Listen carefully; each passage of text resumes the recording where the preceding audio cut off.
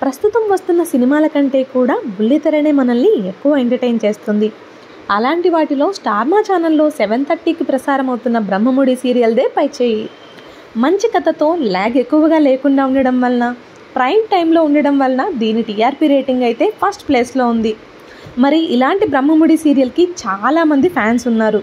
మీలో ఎంతమంది బ్రహ్మముడి సీరియల్కి ఫ్యాన్సో కమెంట్ చేసి చెప్పండి. మరి ఈ బ్రహ్మముడి సీరియల్ యొక్క మెయిన్ స్టోరీ అప్కమింగ్ ఎపిసోడ్స్లో ఎలా ఉండబోతుంది, అలానే క్లైమాక్స్ ఏం జరగబోతుంది, ఈ సీరియల్ని ఎలా ఎండ్ చేయబోతున్నారు అనే వివరాలన్నీ కూడా ఈ వీడియోలో చూసేద్దాము.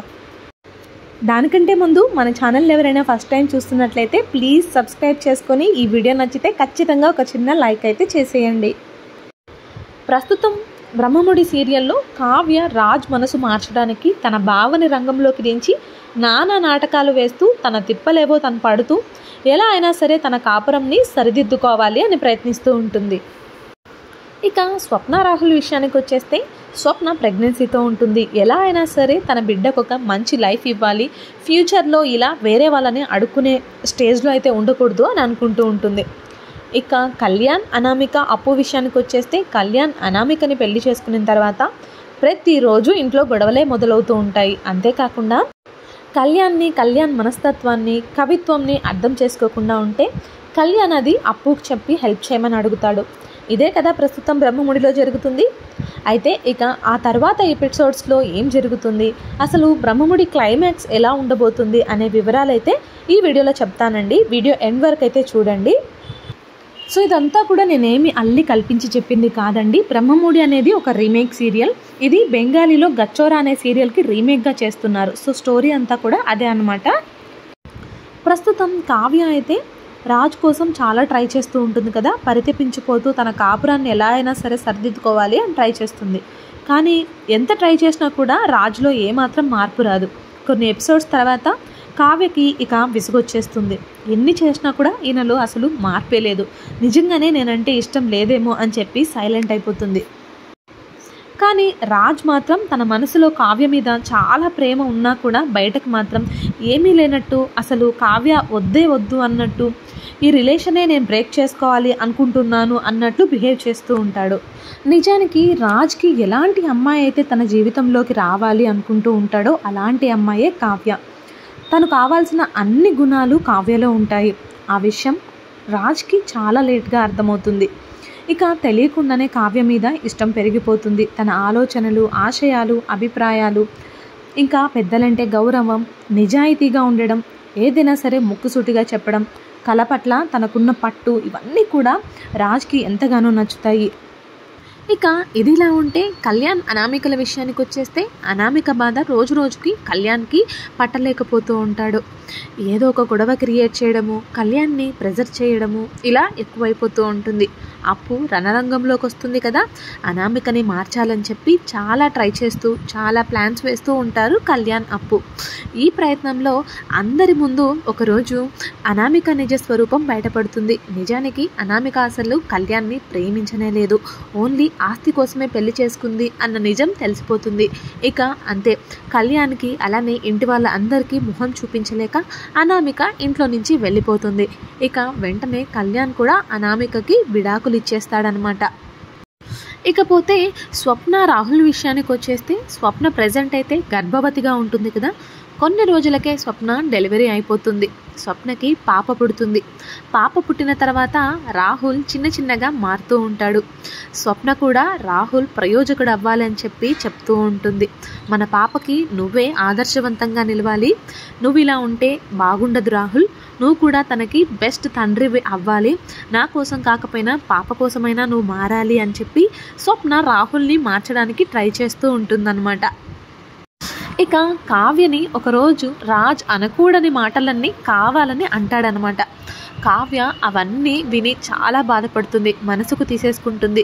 ఈ బ్రహ్మముడికి అసలు అర్థమే లేదు, నా వారు నన్ను అంగీకరించినప్పుడు ఈ ఇంట్లో నేను ఎందుకు ఉండాలి, నేను వెళ్ళిపోతాను అని చెప్పి అంటుంది. ఇంకా రాజ్ ఒక్కసారిగా చాలా భయపడతాడు. ఏంటి కావ్య ఇంత సీరియస్ అయిపోతుంది, కళావతిని ఇంత బాధ పెట్టానా అని చెప్పి ఇక నిజం చెప్పేస్తాడు. కళావతి ఒక్క నిమిషం ఆగవా, నీకు ఒక నిజం చెప్పాలి, ఇదంతా నేను కావాలనే చేస్తున్నాను, ఎన్ని రోజులు నిన్ను ఆట పట్టిస్తూ ఉన్నాను, నువ్వంటే నాకు చాలా చాలా ప్రేమ ఎప్పుడో స్టార్ట్ అయిపోయింది. I love you Kalavathi, I'm very sorry, అసలు నేను ఇలా చేసిండకుండా ఉండాల్సింది కదా అని చెప్పి అసలు నిజం కావ్యకి చెప్పగానే కావ్య ఇంకా థ్యాంక్ యూ సో మచ్ అండి, మీరు ఇలా మారిపోతారని నేను అస్సలు అనుకోలేదు అని చెప్పి కౌగిలించుకుంటుంది. ఇక ఆ తర్వాత కావ్యకి రాజ్కి కావ్య అన్నిట్లో సహాయంగా అన్నిట్లో సపోర్ట్ చేసుకుంటూ ఉంటారనమాట. అంతేకాకుండా బిజినెస్ని కూడా బాగా ఇంప్రూవ్ చేస్తారు. కావ్య డిజైన్ సంగతి మీకు అందరికీ తెలిసిందే కదా, అది ఇంకా ఇంటర్నేషనల్ లెవెల్కి కూడా తీసుకెళ్తారు. ఇక అప్పు కళ్యాణ్ విషయానికి వచ్చేస్తే అనామికని మార్చాలి అని అప్పు కళ్యాణ్ ఒక టైం అయితే ట్రావెల్ అవుతారు కదా, చాలా ఎపిసోడ్స్ జరుగుతుంది అది.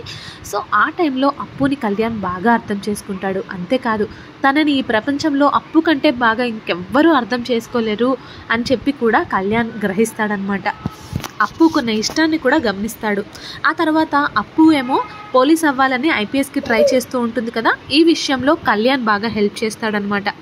అలా అనామిక వెళ్ళిపోయిన తర్వాత మళ్ళీ వీళ్ళ ఫ్రెండ్షిప్ బాండింగ్ అనేది చాలా స్ట్రాంగ్ అవుతుంది.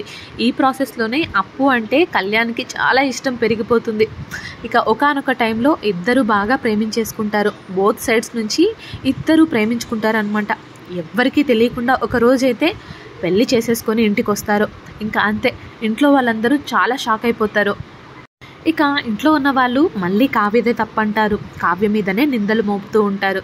కానీ నిజానికి ఇక్కడ అప్పు అలానే కళ్యాణ్ ఇద్దరూ ప్రేమించుకొని ఒక డెసిషన్కి వచ్చి పెళ్లి చేసుకొని ఇంటికి వచ్చేస్తారనమాట. ఆ విషయాన్ని మెల్లమెల్లగా ఇంట్లో వాళ్ళు కూడా అర్థం చేసుకుంటారు. ఇంకా ఆ తర్వాత కూడా చాలా ఫన్నీగా ఉంటుంది. ముగ్గురు అక్క చెల్లెళ్ళు దుగ్గిరాల వంశానికైతే కోడళ్ళు అయిపోతారు. ఇక కళ్యాణ్ కవిత్వానికి అప్పు ఇచ్చే గౌరవం అంతా ఇంత కాదు. అంతేకాకుండా వాళ్ళిద్దరి మధ్య చిన్న చిన్న రొమాంటిక్ సీన్స్ అలానే ఫన్నీ ఇన్సిడెంట్స్ కూడా చాలా చాలా బాగుంటాయండి. ఇక 3 జంటలు కలిసి చక్కగా హనీమూన్కి కూడా వెళ్తారనమాట. రాజ్ మరియు కావ్యాల బంధం కూడా బలపడిపోతుంది. ఇది ఇలా కొన్ని ఎపిసోడ్స్ అయితే జరుగుతుంది. అలా ఒక 2 సంవత్సరాలకి కావ్య గర్భవతి అవుతుంది. ఇక కావ్యకి ఒక పండంటి బాబు పుడతాడు. కానీ డెలివరీ టైంలో కాంప్లికేషన్స్ వల్ల కావ్య చనిపోతుంది. రాజ్ గుండె బద్దలైపోతుంది. ఇక బాబు వలనే కావ్య దూరమైందని చెప్పి రాజ్ అనుకుంటూ బాబుని దూరం పెట్టేస్తాడు. ఇలా సీజన్ 1 అయితే ఎండ్ చేయొచ్చు. తర్వాత సీజన్ 2 సెకండ్ జనరేషన్తో మళ్ళీ స్టార్ట్ చేశారు బెంగాలీలో. రాజ్ తన కొడుకును దూరం పెట్టేస్తాడు. తను పెరిగి పెద్దయ్యాక ఒక మంచి మ్యూజిషియన్ అయితే అవుతాడు. తండ్రి ప్రేమ కోసం అయితే పరితపిస్తూ ఉంటాడు. తన జీవితంలోకి వచ్చిన అమ్మాయి ఎలా ఈ తండ్రి కొడుకుల్ని దగ్గర చేస్తుంది అనేదే బ్రహ్మముడి 2 అన్నమాట. చూసారు కదండి బ్రహ్మముడి సీరియల్ ఫుల్ స్టోరీ, అలానే క్లైమాక్స్ డీటెయిల్స్ అన్నీ కూడా చెప్పాను కదా. ఇదంతా గచ్చోరి స్టోరీ అనమాట. సేమ్ స్టోరీని ఇక్కడ మన డైరెక్టర్స్ తీస్తున్నారు. కానీ మన తెలుగు ప్రేక్షకులకి నచ్చినట్టు ఎప్పుడు ఎలా అయినా మన డైరెక్టర్స్ మార్చేయచ్చండి. ఇంకా మీకు మన తెలుగు సీరియల్స్ ఏ స్టోరీ ఫుల్గా కావాలి, ఏ స్టోరీ క్లైమాక్స్ కావాలి అనేది నాకు కమెంట్ చేసి చెప్పండి. మీకు ఇష్టమైన ఫేవరెట్ సీరియల్ ఏంటి అనేది కూడా కమెంట్ చేయండి. ఈ వీడియో నచ్చితే లైక్ చేయండి. ఇలాంటి అప్డేట్స్ కోసం మన ఛానల్కి సబ్స్క్రైబ్ చేసుకోండి. Thank you so much for watching.